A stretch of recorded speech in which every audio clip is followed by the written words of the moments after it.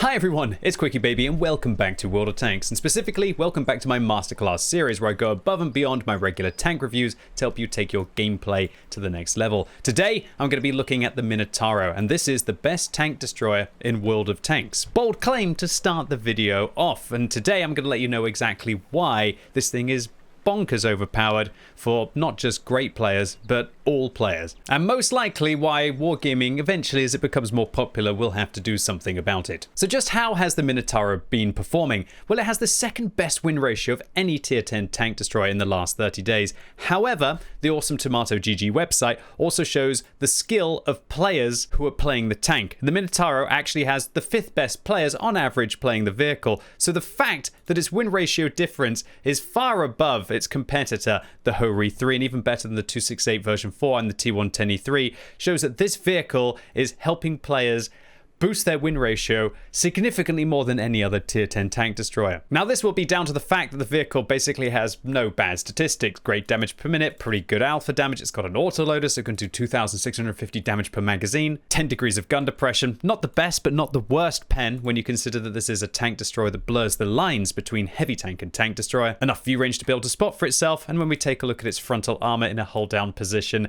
even gold rounds have no chance of being able to go through it. All this means is that the Minotauro is a tank destroyer that can play like the best of heavy tanks. And considering that heavy tanks are the most competitive class in the game, whenever you take a tank destroyer and you turn it into a heavy tank, you know it's going to have a big impact in the meta. Crew-wise, the Minotauro is really simple. Just make sure that your commander has a 0 skill, because they have to have situational awareness as they perform an extra role of the radio operator.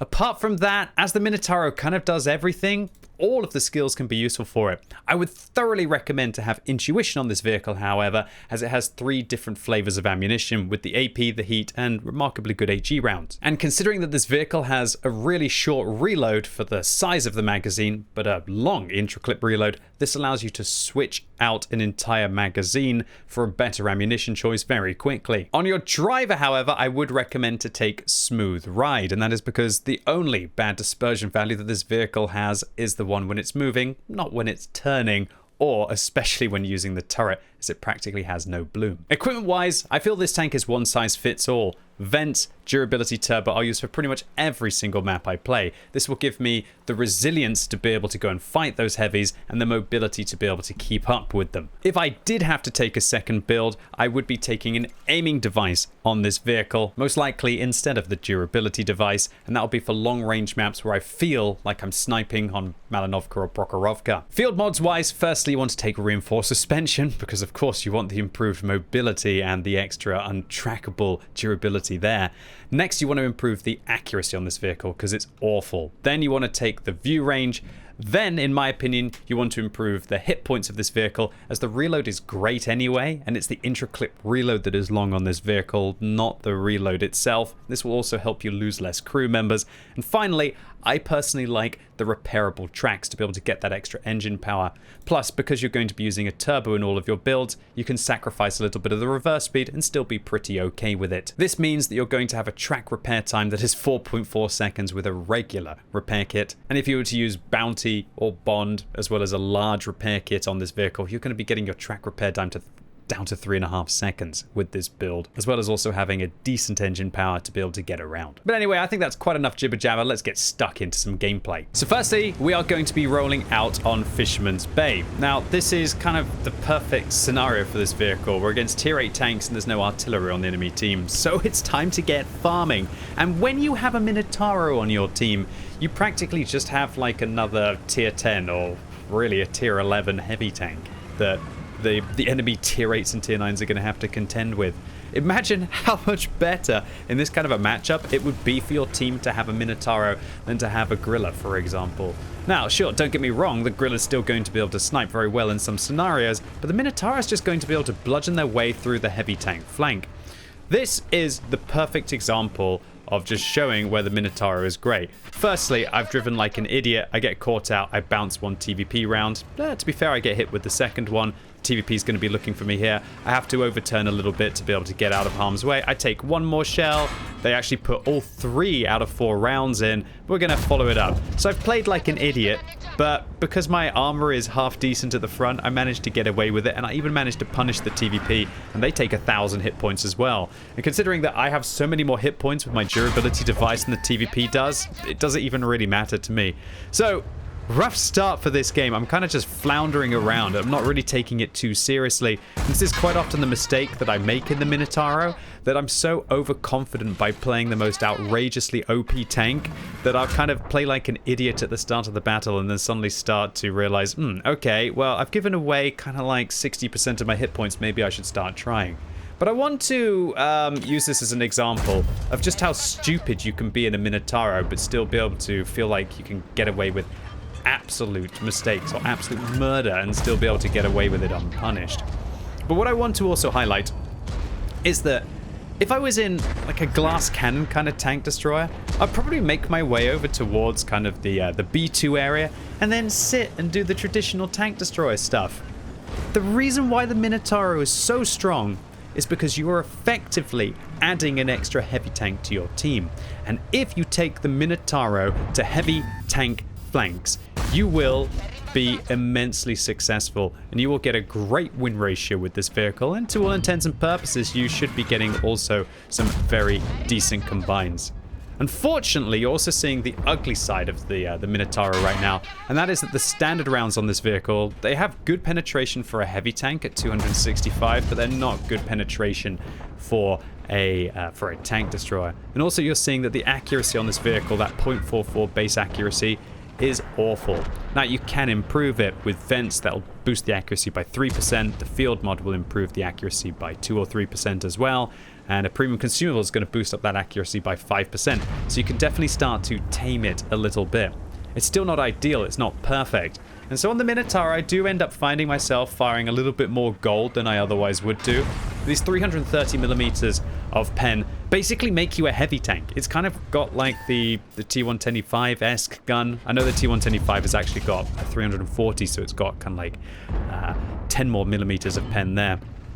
But it's still enough for the majority of shells. And oh dear, I'm just getting trolled now with where my shells are going. But again, this is the downside to the Minotauro, the fact that it does have that horrendous accuracy.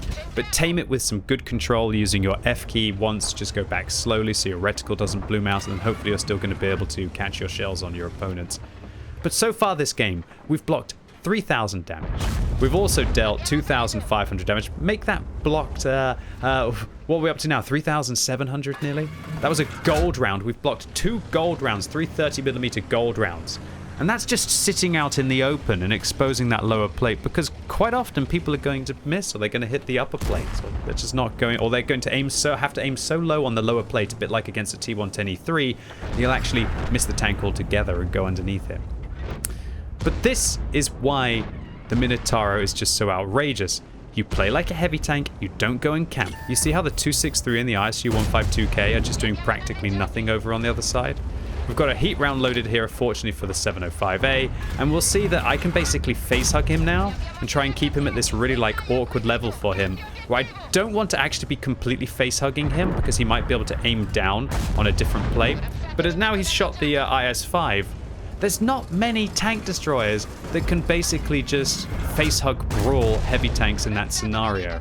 And sure, you've got this long intra-clip reload of 8 seconds, but it's kind of like you're playing an E100. But you don't have to worry about being stunned.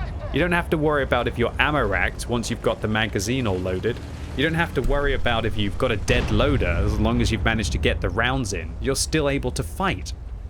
And that's one of the crazy things about this vehicle, is that while other tanks end up having horrendous reloads when they're stunned, when they're ammo racked, when their loader is dead, the Minotauro never has to deal with any of that RNG in the combat, and it will always have that 8-second intra-clip reload, which makes it just so consistent at being able to dump out the rounds in a combat situation. It's really a mad vehicle from that regard, and it's something that a lot of people don't take into account, that having this fixed 8-second reload is a tremendous advantage in a game where there are penalties to cyclical guns. Alright, so we've done 4,500 damage now after we got rid of that heavy tank in the form of the 705A. We punished the Basante and then punished the Conqueror as well. But there's still a lot more left to do in this game. There's a Ho-Ri 3 in the middle. We've got an E100 in the town as well that isn't the most healthy anymore, but there's still a threat, especially with them being able to do 750. So I'm deciding that I want to go and try and take a fight against this Ho-Ri 3 here. I have a quick look against the Basante to make sure he doesn't catch me. And unfortunately, I've got armor-piercing rounds loaded now. That was a big mistake. I should have used intuition to switch out to heat, and then I would have had pretty much a 60%, maybe a 70% chance of being able to go through the Ho-Ri 3's superstructure there. But with armor-piercing rounds, I have absolutely no hope of being able to go through the Japanese tank destroyers' superstructure there, their upper hull. Okay, so pretty darn good game so far. It's a slightly long one, 7 minutes to do the 4,500 damage, but this is where things are going to start to get a little nice. We've got the E100 on our left. Not too happy about that. Hopefully I don't get proxy spotted. I'm just a few meters away. The reason why I don't want to get proxy spotted is I'm hoping that we're going to be able to catch this Ho-Ri 3 and get them to make some mistakes. Right, first shot's in. That's a quarter of their hit points gone. They're going to be aiming for us now. I'm not too worried because I should be able to keep clunking them. The second round goes in as well. We side scrape, we bounce the Ho-Ri through, and now we've got them right where we want them, just completely in the open, and we are clunking there, mid-plate there. I guess I'm getting a little lucky that I'm hitting the bar there, and I'm not fully aiming, but again, with the Minotauro, you got to take your chances. Now we're up to 6,000 damage dealt, and all there really is an E100 stopping us from being able to progress, and then hopefully catching all of the meaty tank destroyers at the end of the game.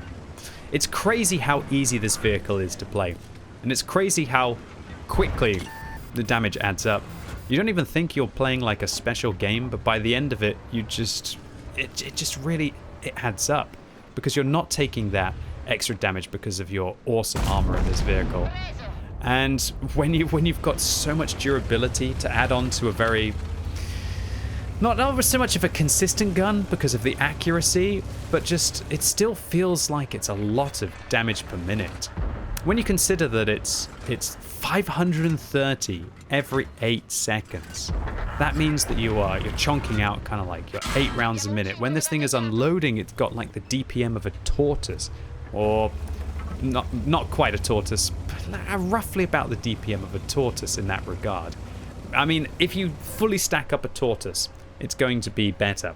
I guess the strength is that a tortoise doesn't actually have to have the reload downtime.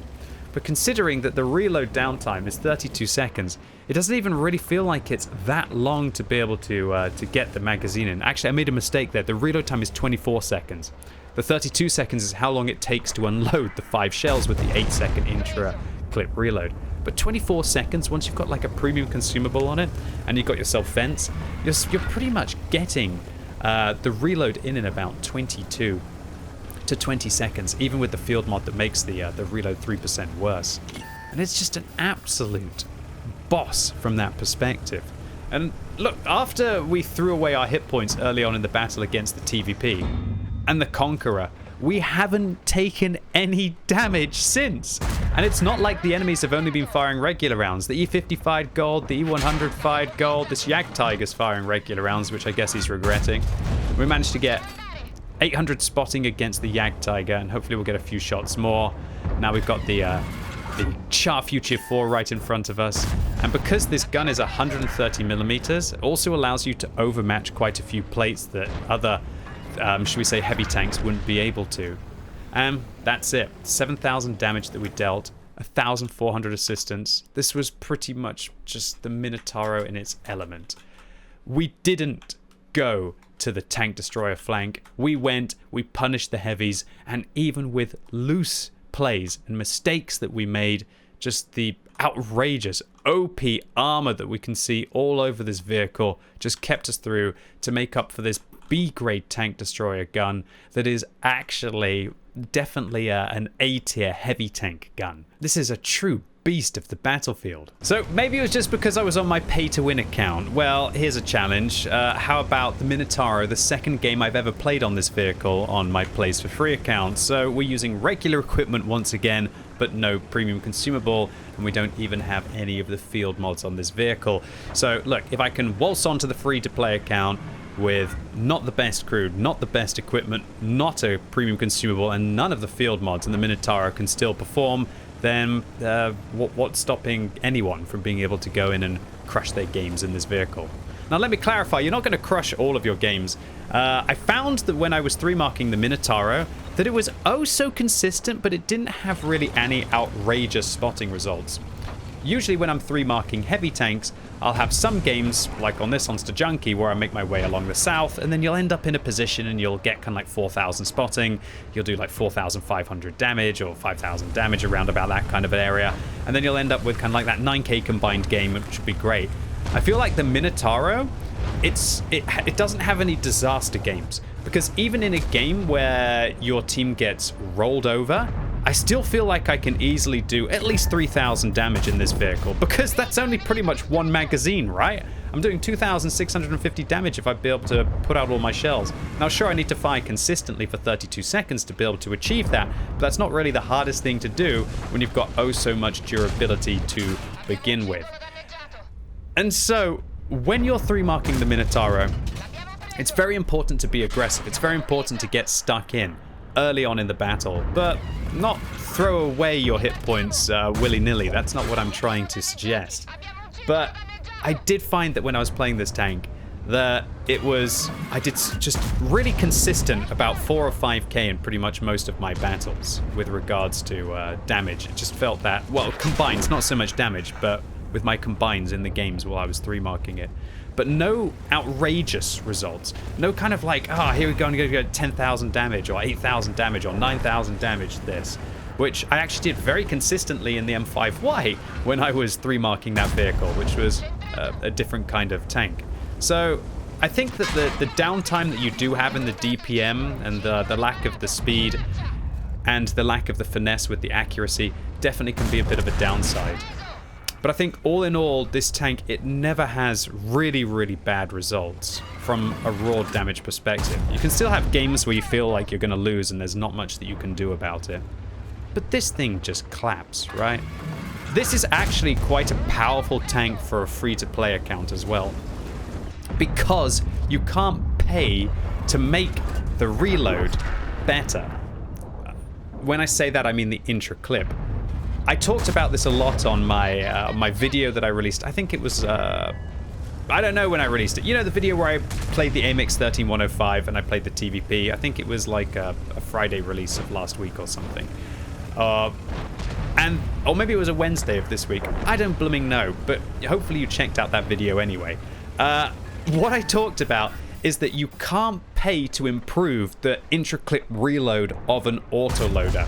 So the TVP, it's always going to have 1.5 seconds. It's going to take 4.5 seconds to unload, irrelevant of whether you use regular equipment, bond equipment, whether you have the worst crew, whether you have the best crew, whether you use a premium consumable. And the Minotauro is in the same position. And it's just dawned on me when I've played this tank for free how good this thing will be, not just for the sweaty nerds who have all of the advantages on the vehicle, but for the casual players as well. That it just has a set burst damage per minute. And it doesn't really matter whether you reload the gun in 24 seconds or 20 seconds, because everybody's going to have to take 32 seconds in the unloading process, which is where the vehicle has that actual, should we say, DPM choke point, or it's got that kind of like weak point of the tank that does take so long to be able to get the rounds in. So unfortunately, I took a round in the side there from the 268 version 4. I just can't believe how comfortable I feel sitting out in front of everything. I've already taken enough damage that would be able to destroy this vehicle one time over. I'm hoping that that shell goes in against the Object 140. He was last spotted on half hit points, so we'll have to take a look to see if they're going to get respotted. And I decide, because I need to reload, I might as well fire that extra shell. Let me clarify that when you play the Minotauro, you shouldn't make a habit of that, of just firing off your rounds to be able to reload the magazine. When you think that your last effective shot has been delivered, just press the reload button immediately, and you will start to reduce that 24-second reload time significantly. And so if you think about it like this, and I did hit the 140, which means that we're up about like an extra 500 damage. Think about it like this. If you, let's say you've got one shell left in the tank and you've just fired. If you press the reload key, it's going to take you like 24 seconds, 22 seconds roughly to be able to reload. Like for now, if I was to press my reload key now, it would take me 22 seconds to be able to reload an entire magazine. And then I'd be immediately able to fire after I finish reloading the magazine. However, if I waited 8 seconds to be able to fire off that shell, I'd have to wait 8 seconds, fire, and then have to wait another 8 seconds. Well, I'd have to wait 22 seconds after that before I got the full mag. So what I'm trying to stress is that it only takes you 3 times as long, just less than 3 times as long when you're taking into account crew skill and vents and everything, to reload an entire magazine that it will to wait to fire one shell that's in your magazine. So make sure you reload often in your Minotauro so that you are prepared to be able to have that bursty situation where you have multiple opportunities to deliver 3 shells, hopefully in 16 seconds, rather than having to reload the entire magazine. So this will be roughly 6,700 damage with 1,200 assistance, which was enough to get my ace tanker in the Minotauro in the second ever game that I played in it. On the free-to-play account, of course. So one more round in the Minotauro, and we're going to be playing on mines against tier 9 and tier 10 tanks with a pesky artillery on the enemy team that we're going to have to watch out for. And there is a raid boss, an Object 279E, played by Automated Sausage, that we're going to have to conquer. We want to progress. This was on my grind towards my 3rd mark of excellence on the Minotauro. So I believe I was actually using a bond turbo on this vehicle at the time. And since now I've 3 marked the vehicle, I've got the bond turbo off and got it. I think I've got it on the T110E3 at the moment, which I'm also trying to conquer, which is also top of the tree this month. And the T110E3 is the biggest competitor to the Minotauro, I would say, even though the T110E3 has been nerfed. But you'd be mad to want to get the T110E3, I feel, unless you've already got the Minotauro. This is definitely the vehicle that you should first consider getting. So I'm just going to lock the tracks down of the 279E there to try and lock him in place. Maybe the artillery will continue to punish him. And in this situation, why not just keep him in place and hope that my team are going to be able to hit the weak points? He can't even be able to depress the gun enough there. I was thinking about going for the weak point myself there. Unfortunately, the poor accuracy of the vehicle, unable to keep him tracked. And just locking the raid boss, you know, kind of using wing clip on him, right? To be able to hopefully allow then your team to be able to get better positional shots on him. Sometimes that's what you've got to do. I should also probably have reloaded the HE mag there to be able to fire up into the lower plate of the 279E. And while you won't get to see me use any of the HE shells in this masterclass video, I can tell you they are brutal. 130 millimeters of pen, 700 alpha damage with 1,256 meters a second shell velocity. They are very potent, and you'll be surprised about how many different opportunities you can get such a filthy magazine in. Alright, so we're going to get forwards here and just start to farm up against this 705. Don't want to get caught by the phase 1. And this is where hopefully we can just side scrape out against the T30 as well. Put one in through the lower plate that also goes through the tracks there. Back off with the bond turbo. And it looks like that T30 doesn't have as good reverse speed as me. And oh gosh, this is a bit of a magic act. You're about to see what happens when what used to be a tier 10 heavy tank just disappears. We're going to keep them tracked. They've got a poor repair crew on that vehicle because we're managing to keep them tracked with an 8-second intra-clip reload. And then the T-30 once again bounces a gold round off the outside of my vehicle. And hey presto, 5 shots and the T-30 is no more. And actually, when I think about it, that was 4 shots at the T-30 and 1 at the 705. So that was that the 2,287 damage magazine? It was, because we didn't do any damage to the 279E earlier. Oh, but look at that awful gun handling rearing its ugly head against the 705A there. But, oh well, we missed the first shot. We're kind of like a badger with regards to our damage per minute getting these rounds out. Although, let me clarify, it's not quite as good as a badger. It's more like a fully decked out E100. Because a badger is doing like 480 damage every 6 seconds, right? So the Minotauro is still taking 8 to do 530, which is substantially worse. But you've got kind of like most of an outrageous damage per minute burst. If you can call 8 seconds intra-clip reload a burst, you probably can't. But you've also got to factor in that you do have a shell loaded immediately upon that kind of 22-second reload. So unfortunately, the mouse is going to get the first bit of damage that we take in this game in along our side. And it feels like wherever I go, my team is wanting to follow right now. But unfortunately, I don't feel very comfortable with all of those tanks above going after the CC Mark II and the mouse. So I'm going to make my way back over here to try and stop the Chars from flanking across, proxy spot everybody down below, and then hopefully deal with this AE Phase 1 that's giving my heavy tanks a little bit of a hassle. So we are well and truly above the enemy team on hit points now. We're up by 6,000 hit points, which I was kind of surprised about, considering that we're only up by 2 tanks. But all can quickly change when they manage to get 2 Chars towards the flank. The AE Phase 1 finishes off a shot. Chars might be able to start farming the IS-7 and me. And unfortunately, the enemies just also took out the E-75. And so we've got to watch out for the other flank as well. But luckily, we've got heat rounds here, and they will easily be able to go through the turret of the AE Phase 1. But if he exposes his lower plate, what a shame, goes slightly high. You still got to take your chances with this vehicle. Look for those shots. The vehicle's never, ever truly accurate, so you just got to let the chips fall where they may. Although that's a poor shot. I should have waited to have a better shot against the lower plate of the AE Phase 1 there.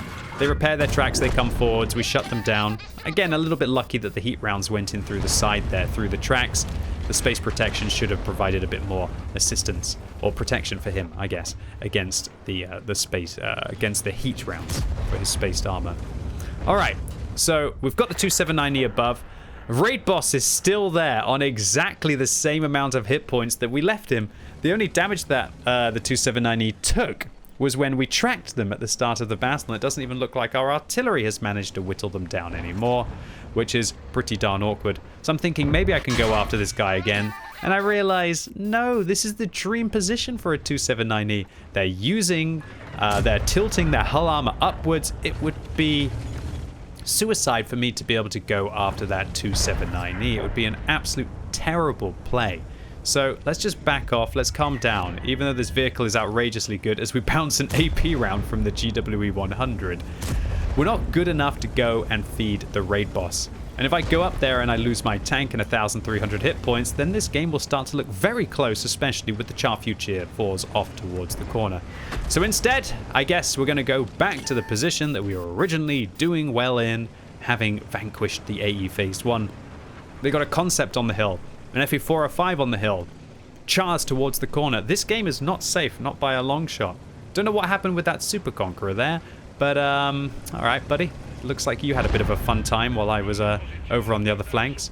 But it looks like the 279E decides that they want to press their advantage. So they've actually come down and they've got themselves locked in combat with the T95. And I'm going to show you how darn good the Minotauro is at smashing through even the most OP of tanks. This T95 is doing a great job. I let the T95 know I'm going to help them.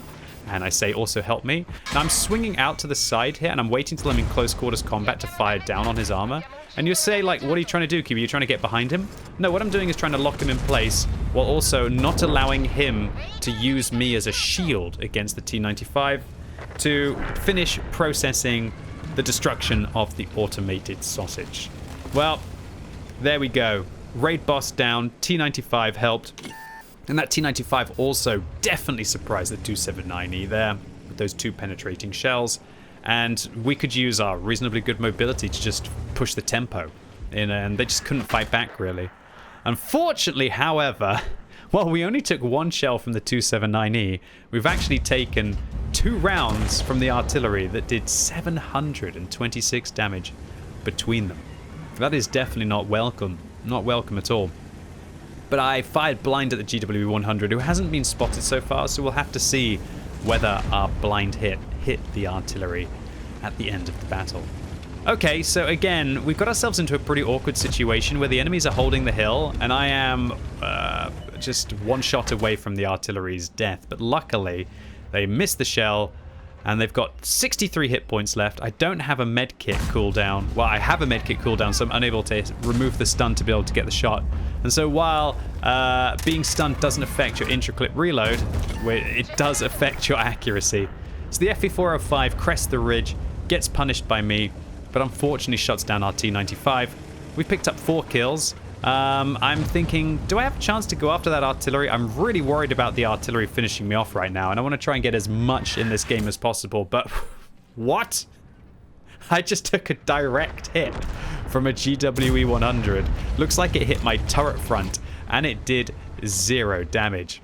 I tried to blind fire the GWE, which is a bit of a misplay because the FE405 actually came down the slope there.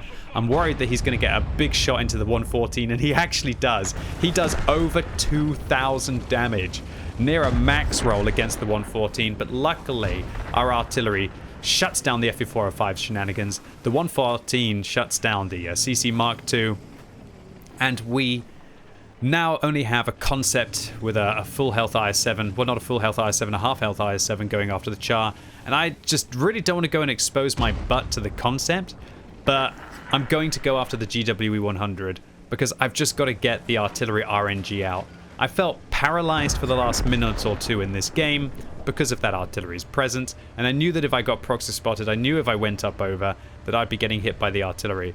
But in actuality, I think that the fact that I didn't play and that I was slightly paralyzed would mean that I probably gave the enemy team more of a chance, and I think I should have just committed my hit points, what little I had left of them, to be able to give my team a higher chance of winning this one.